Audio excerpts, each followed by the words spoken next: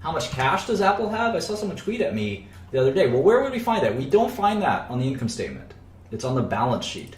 The balance sheet is literally the statement of balances. It's how much cash balance they have. It's how much debt balance they have. It's how much accounts receivable balance they have. It's how much balance on any given subject they might have. So anyway, we go to the balance sheet and we see the first item is cash. And is that normal? Is that how this thing works? It is.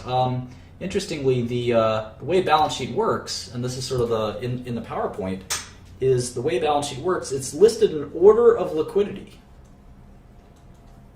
It's an order of liquidity. And what does that mean? Well, the most liquid thing, liquidity is just how fast can you convert it into cash. And cash is the most liquid thing. You can use cash to buy something. You can't use a house to buy something. You might have a $5 million house, but you can't buy groceries with it. The grocer will look at you and say, I don't want your house. I want $15 for these beers you're trying to have, Mr. Shkreli.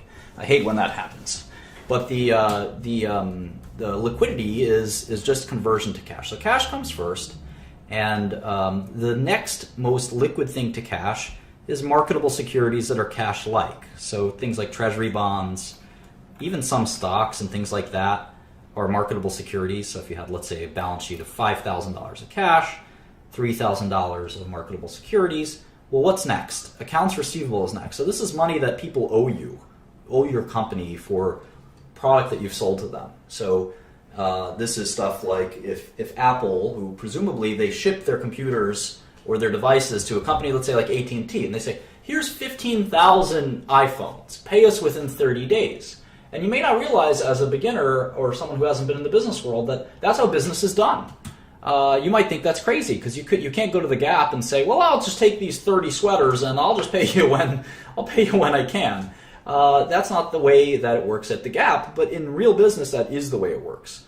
Believe it or not, you usually pay within 30 to 60 days in American and most of international business.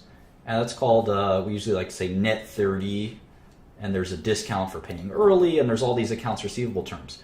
But what about sometimes when you have customers who don't pay? And that happens quite a bit. We call that bad debt.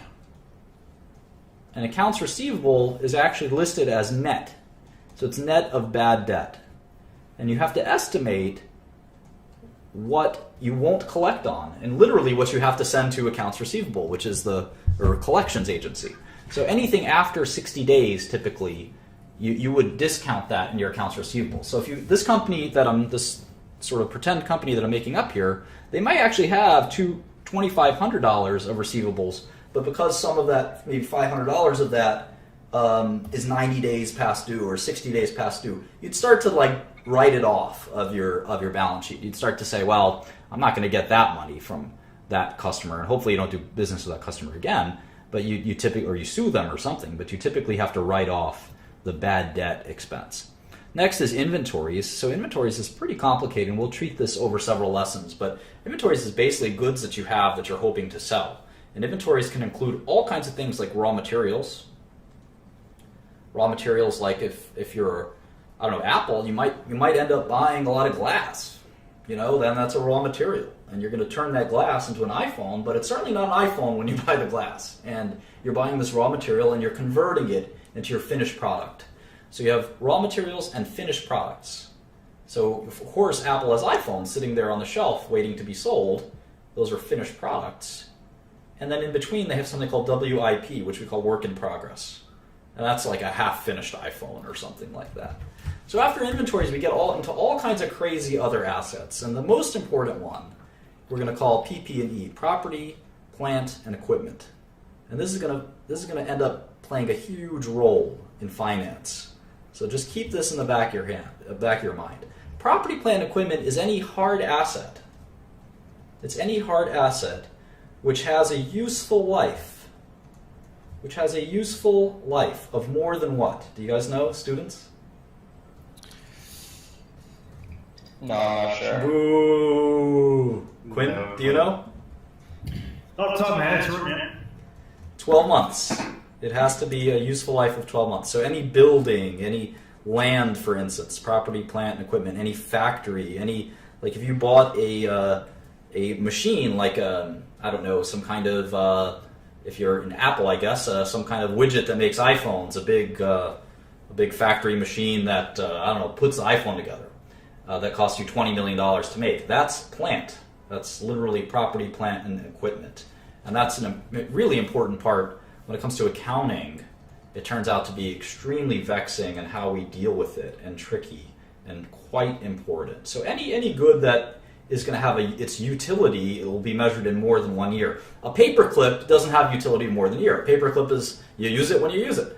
But even computer software, if you buy a 5-year license for computer software, you could actually have a useful life of 5 years. And the way you account for that expense is very tricky. And it turns out there's a lot of accounting questions and even sometimes accounting fraud that occurs when you misaccount for how a useful life of an asset is. So property, plant, and equipment are very important in business, and we'll talk all about it. So we have other assets, things like that. And the point is that as we go down on the balance sheet, we of course add this all up to get to total assets. We get a sum here of total assets. But as we go down the balance sheet, it becomes less and less liquid. Cash, extremely liquid.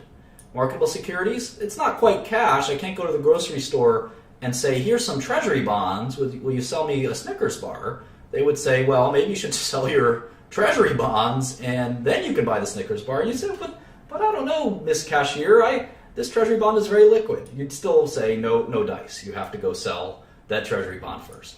Accounts receivable, well, that's not even money that you have in your hand. At least marketable securities, you've got something. Accounts receivable is a promise from your customers to send you cash. So that's really not liquid. In the inventories is not even accounts receivable yet. That's stuff that you hope to sell. And then when you sell it, you hope to collect. So inventories is even less liquid. And PP&E is the least liquid of them all, where it's just property, plant, and equipment that you use to make the inventories, which you use to get the accounts receivable, which you use to get the cash. So hopefully it makes sense that this is an order of liquidity. And then finally we have things like goodwill and intellectual property and we call these intangible assets, like your brand. And a lot of this is kind of accounting gobbledygook, but obviously an intangible asset will never actually convert itself to cash, right? Your patents won't actually become cash. They're just patents that protect your ability to do business, your brand name, your trademarks, all of those things. So anyway, that's sort of what the asset side, these are assets. It's the asset side of the balance sheet. Very important. And let's look at like legal rights. Yeah, sure. It can be, a lot of it, quite frankly, turns out it ends up being kind of accounting stuff.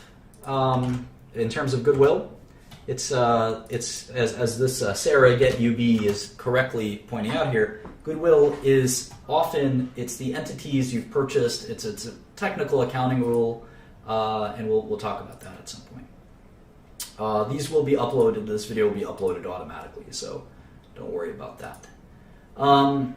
Okay, so let's look at the Apple balance sheet. So we just did our own mini review of a balance sheet. So let's look at Apple's. All right, so current assets. These are assets that are convertible to cash within 1 year. Everything other than that is going to take more than a year. So cash and equivalents, 16 billion. Short-term marketable securities, 21 billion. Does anyone not see this? So I'm just going to add this up. Current cash of Apple is 16,689 plus 21,385. That's $38 billion. That's a lot of cash to have burning a hole in your pocket. What's next? How much accounts receivable do they have, guys? 12 billion, 953 million. Yeah, so that's a lot of money that their customers owe them, right? Isn't that kind of crazy? Could you imagine? I get angry when someone owes me 20 bucks. Let alone, my customers owe me $12 billion as of December 26th, 2015. Isn't that crazy? And the world works that way. That's how Apple does business. That's how every company does business. We're just going to ship.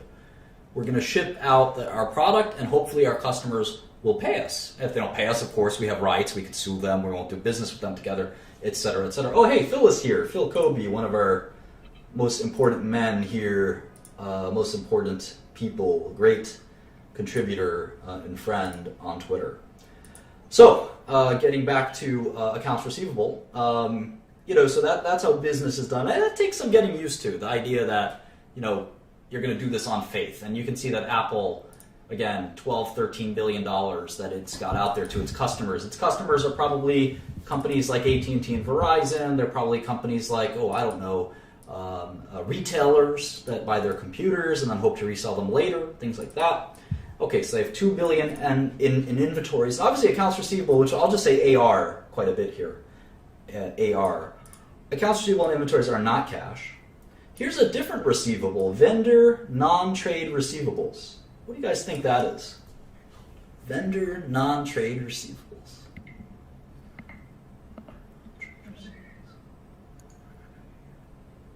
My guess, well, it's certainly money that's owed to them. It's money that's owed to them. It's not from product they're selling. It's from vendors. From vendors. Oh, I think yeah, it could be patent rights. It's confusing. Who knows? Well, oftentimes you'll see these weird lines, and we'll want to look them up.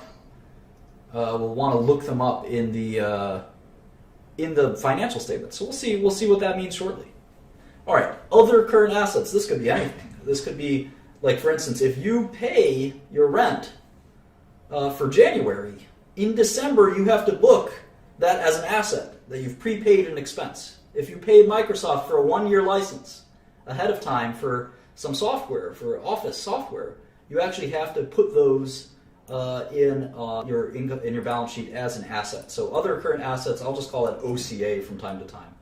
And the total current assets, these are all assets that you expect to be cash or converted to cash within 1 year, 12 months, is $76 billion for Apple. What's next? Long-term marketable securities. So this is super interesting. They have $177 billion of this stuff. I'm going to add it to the cash balance that I'm keeping tally of here as my top 6 things that I like to look at when I look at any security. Why do you think I'm doing that, guys who are students? Why do I think that these long-term marketable securities are cash?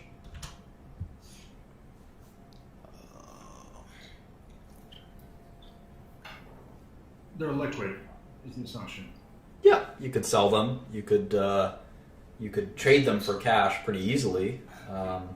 Their value may fluctuate, but you could certainly trade them in for cash. Now, why are they long-term securities? Why is there one that's a long-term marketable security, and then there's in the balance sheet, you can see there's one that says short-term marketable security? What's the difference?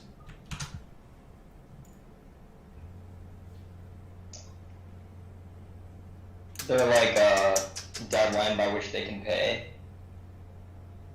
Nope. So these are assets, so they're not Apple paying anybody else. Yeah, these are stocks or bonds that they own. So typically it's their bonds.